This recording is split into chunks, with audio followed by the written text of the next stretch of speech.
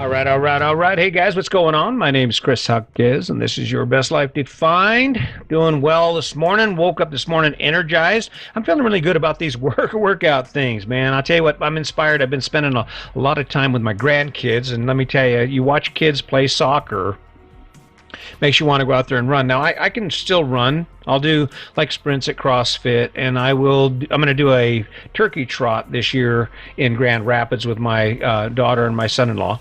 So that'll be cool. Although I beat them the last time. Last time we did a turkey trot, it was in Des Moines, Iowa, and Garrett and Morgan were not in the shape that me and Sandy and I were, and we dusted it. It was a pretty good run. But I'm a little older, a few years older. My knees are saying no, you can't work that hard anymore. So, but we're going to get out there and we're going to do that. But it's kind of inspiring how we approach things like that, right?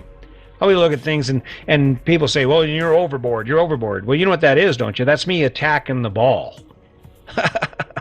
I'm sitting there watching my grandsons play soccer, and when one grandson's playing, the other grandson's on the sidelines yelling out orders, attack the ball, attack the ball. And I'm sitting there watching this game, and I'm watching all the different players and how they approach the game. And what I've realized is, even with the young kids, with my grandsons or Piper, my granddaughter, that she's like 7, right?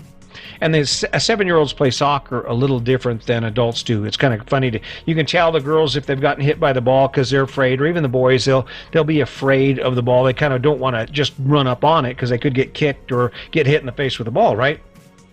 But my grandsons will be sitting on the sidelines, they'll be screaming, attack the ball. And I'm looking at how that directive works, and it works really good. You watch that, the little kid, no matter how old he is or what his overall skill set is, the little kid, the young man or young lady, the little girl that attacks that soccer ball, that focuses on that soccer ball, you know what happens? They get results. Their feet get on that ball more than any of the other kids. They have that ball in their control more than any of the kids around them. Now you see the connection, right? You see where this is going? Well, this is the entire story of living your best life. This is that soccer ball, how you approach that soccer ball, how you go after that ball is the secret to success. It's the answer to everything you'll ever want to do in your life, everything you'll ever want to accomplish. Now, I can see you're shaking your head, right? You're saying, how is that? Well, think about it. The difference between where you are right now and where you're going to be is the action you take to get there, right? And the more aggressive your action is, the more committed you are to that action, the more likely you are to succeed. I mean, it's like running a race. If you want to win at the race, you have to look at that goal of winning that race with an attitude that allows you to put every ounce of energy and effort you can into winning, into attacking it. You want to play great soccer, what do? You focus on what will make that happen. You can't score a goal without a ball in front of you, right? You can't score a goal if you don't have a ball to kick. So what's the goal? Go after the ball. Go after the ball. Now, how does this equate to your life? Love your life, don't love your life, have a great life, have a sucky life, doesn't even matter. What matters is how you are conducting yourself within that life, right? Now, there are some players on the soccer field, the young kids especially, you'll see some kids that just aren't quite ready to jump in and commit to that ball. That ball go right, they'll pretend, they'll kind of go for the ball, but they always hold up just enough for the kid who is going to attack the ball to get to it, right? If there's anyone there that's willing to attack that ball, there's a group of kids that'll be like, and then they pull back. That same analogy applies to life. The reason that I am where I am, and I talk about me a lot because I'm the best thing that ever happened to me, but the reason Sandy and I are where we are at is because we never sat back. In my lowest time when I was working construction and I'm doing things I shouldn't be doing, I am still going 110% in those directions. I'm going to become a deputy sheriff. I don't need to get my butt handed to me. I'm going to learn how to fight, right? I attack the ball. I know I'm going to be standing in a prison one day on one side, one or other side of the bars, I'm attacking the ball, right? I'm getting my skills set up so that I make sure when I show up, I'm ready, right? I decide to change careers, same thing. I don't just like go to school one night a week for like 7 years.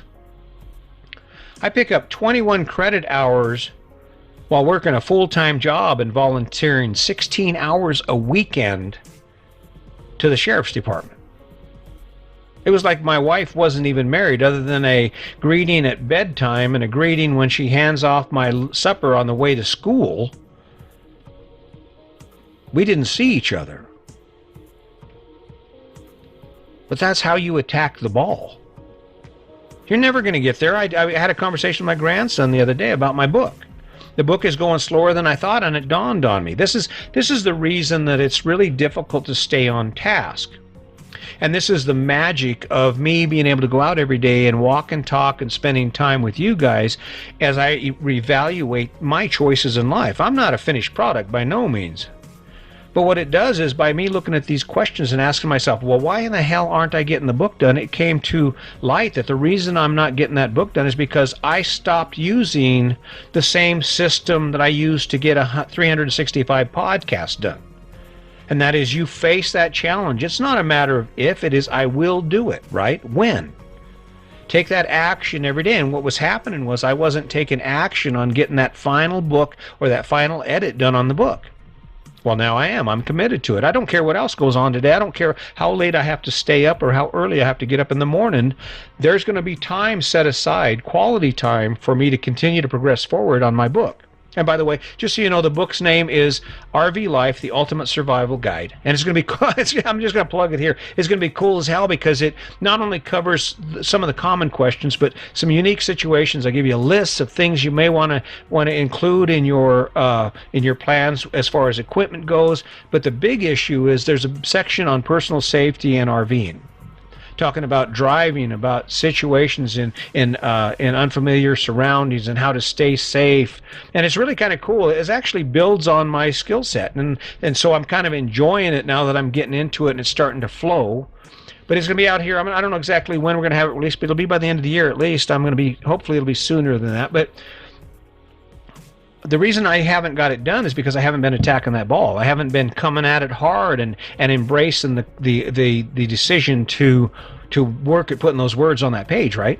Because sometimes it's not easy. I mean, I think writing a book is one of the toughest things I've ever done. But it's going to get done because I'm going to attack the ball. And then guess what? There's going to be something else because I'm not going to stop because I want to finish strong, right? So when you look at your life, take a look at your life. The measure for how we know whether we are engaged in attacking the ball is if there is something in our life that happens on a regular basis that is purely inspired by a dream. It's an idea you have that maybe no one else has, but you just can't seem to let it go, or it adds value or energy to your life. And because of that, you take action on that thing every day. Sadly, most people don't have that. Because this American dream thing, it's a pretty cool system when you think about it. Get them to where they're comfortable, keep them comfortable, but where they can't make any choices. And they'll stay at their jobs until they die, and they'll spend all their money before they die. I don't know. Maybe I'm being a little candid, but that's actually the truth when you think about it, right? Think about what happens to most people. At 17 years old, you get your first job and you don't really have any debt, but you got these ideas. So you start spending money. And what happens when you spend money? You feel good, right? I don't know about you, but when I buy new stuff, I get an endorphin rush. It's definitely a pleasant experience. And what's funny is it doesn't even matter what you buy. But at 18 years old, you start buying, you start getting a taste of that. Well, that's all that can be like a drug, right? It's like a drug. Oh, we're going shopping, ooh, right? That pushed me into buying a truck I couldn't afford, right? That idea, oh boy. And so what happens is we start trading our time so that we can earn money so we can reproduce that feeling. And sometimes that feeling is connected directly to what we want, what we need in our life. Your son's 18 years old. He loves to fish. He gets his job. He goes ahead and he goes in debt for that bass boat. He's still living in a crappy apartment. You can't understand why he doesn't buy a house, and he keeps telling you it's because I don't need a house. I don't like what you have to do when you own a house. I have an apartment so I can go fishing, don't have to mow the lawn, don't have to paint, don't have to fix the sink, right? And it's like most people are like, man, I can't believe that boy. It's easy to attack the ball when you're into the game you're playing, right? It doesn't take me. It's not like I walk around and have to get my head wrapped around the idea of working on my home on this RV. In fact, it's kind of exciting. I'm in the process of changing things up and getting things done, right? And I'm kind of excited about it because we're getting ready to move, right? We're getting ready to go back out on an adventure. And what's cool about that is even when we've been to the place before, because we're going to end up in Grand Rapids again, and we're going to stay there till December, as it turns out. But we got some great stuff cooking, and we're really excited about it. And so what happens? The energy levels come up, and I'm like, all right, we're going to do this. And I start making lists, and I start getting my schedule right. And before you know it, hell, we're there, and we just keep rolling like that. So here's the ticket. You want to learn how to attack the ball. How do you do that? Well, I don't know. There may be a number of ways depending on who you talk to, but for me, it comes down to picking something that's based on who you are that inspires you. Some dream you have. I'm a creative. Anything to do with video, with audio, with music, with drawing, anything like that can get me going. I get on that, I'll be like, yeah, I'm going to do this. I'm going to do this. I actually got my Wacom tablet back out, doing a little bit of digital art because I feel like I owe it to myself to create some quality art before I die. So I'm kind of attacking it. I've decided that along with the book, I'm going to set aside some time every day just to practice my skills on the digital tablet, just to see what I can do or see what I remember. I used to love it, right? So I'm going to go after it. Bam, bam, bam. Pick something you love. Pick something that inspires you. Pick something that will give you fuel when you're facing it, when you're in the mire of it and you're like, oh, I can't do this. Go back and listen to like the first 100 podcasts and you'll know what I'm talking about when I'm saying being in the mire, you're walking in mud, you just can't seem to get any momentum or traction for what you're doing, right? If the plan, if the story, if the picture you've painted in your mind about where this is going to take you is good enough, guess what's going to happen? You're going to rock it. You're gonna grind it out, and you're saying, "No, I can, I will, I can, I will." That's what gets me through those days when I think to myself, "I suck." Right? That's where I find the energy to keep going, because then I go out and I do a walk and talk and I start thinking about how important it is for me to not waste a moment of my life engaged in activity that isn't pushing me forward. And more than that, I made a commitment to you. I made a commitment to say, you know what, I'm going to see this through. I'm going to finish strong. Why not? I've got to do something, right? So I'm attacking it.